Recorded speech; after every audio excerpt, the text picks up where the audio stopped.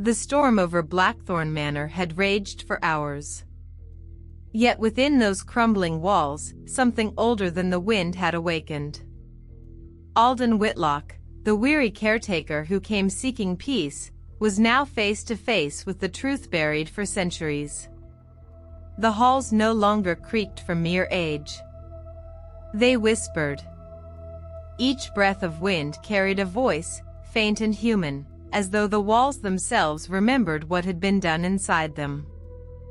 Alden stood before the staircase that led into the manor's cellars, a place sealed off by rusted chains and superstition. He held his lantern close, its light flickering wildly, as if reluctant to go further. Narrator. The whispers came from below, calling his name. Not in anger, but in sorrow. Who's there? Alden's voice trembled through the hollow corridor. The only answer was the echo of his own words, then, a soft sob. He descended. Each step groaned beneath his boots, the sound echoing like bones snapping. The deeper he went, the colder it grew, until the breath that left his mouth became visible, misting in the dark. His lantern sputtered, dimmed, and then revealed something on the wall. Old paintings. Hundreds of them. Each portrait showed a member of the Blackthorn family, but not as they'd once been. Their faces were twisted in agony, eyes hollow, mouths frozen in eternal screams. At the end of the corridor stood a mirror. Its surface black and rippling, like oil. Alden approached. Narrator. What he saw was not his reflection, but the faces of those long dead, staring back at him, pleading. Help us, one whispered. Free us, said another. The mirror shimmered and the cellar began to shift. The walls moved, breathing, reshaping into scenes from the past. Narrator. Alden was no longer standing in a basement. He was in the year 1836. The night the curse began. Thunder flashed, and before him stood the Blackthorn patriarch, Lord Edmund Blackthorn, tall, stern, and holding a goblet of crimson wine. Around him, a circle of hooded figures chanted words in a language no living man should know. On the floor lay a coffin, open, empty, waiting. Narrator. The Blackthorn family had not built their fortune through trade or inheritance.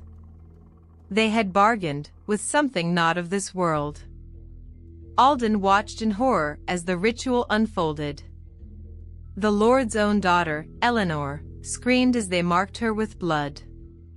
The spirit they summoned promised eternal life and wealth, in exchange for a life every century. A soul bound to the house forever. The ritual ended with fire, screams, and a promise whispered in the dark. The walls shall keep our secret and our hunger. When the vision faded, Alden was back in the cellar, trembling, gasping for breath. Narrator, grimly. He now understood. The manor did not merely haunt. It fed. A loud crack echoed above. The house groaned, its wood twisting like a living creature.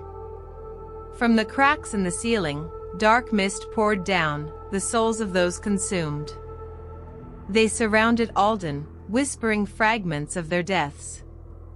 Trapped, forever. Blood for breath. Join us. Alden dropped to his knees, clutching his head. His lantern shattered, plunging him into darkness. Then came the voice. Low. Ancient. Every syllable felt like a cold hand against his spine. The voice, reverberating. You are the caretaker, the keeper of our hunger. The house chose you. Alden screamed, No. I only came to tend the halls. But the walls replied, dozens of voices overlapping. You woke us. Now you must remember. Suddenly, memories flooded his mind, lives not his own, centuries of caretakers who'd come before him, all consumed by the house's curse. Each had taken the same role. Each had died here. Each had become part of the walls. Narrator. The truth hit Alden like a blade.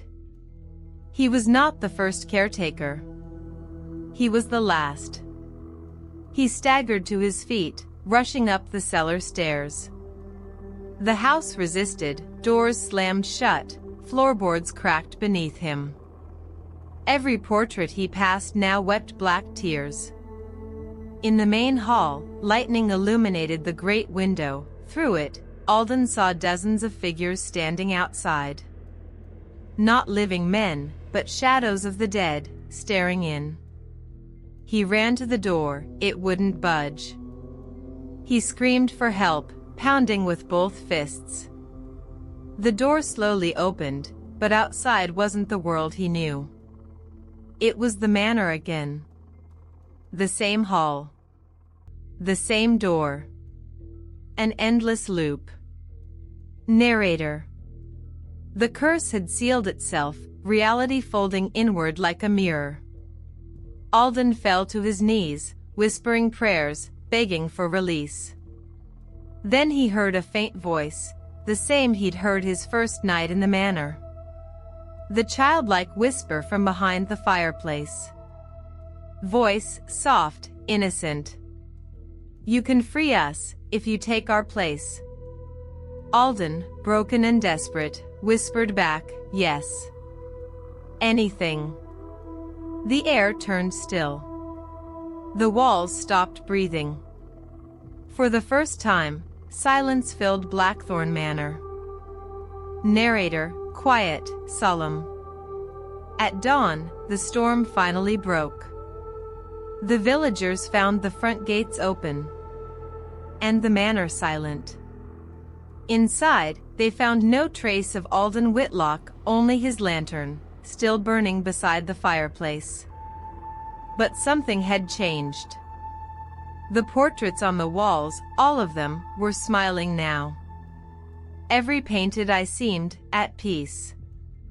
And in the center, above the grand staircase, hung a new portrait. The caretaker. Alden Whitlock. His painted eyes followed every visitor, his face calm yet hollow, as though watching, waiting.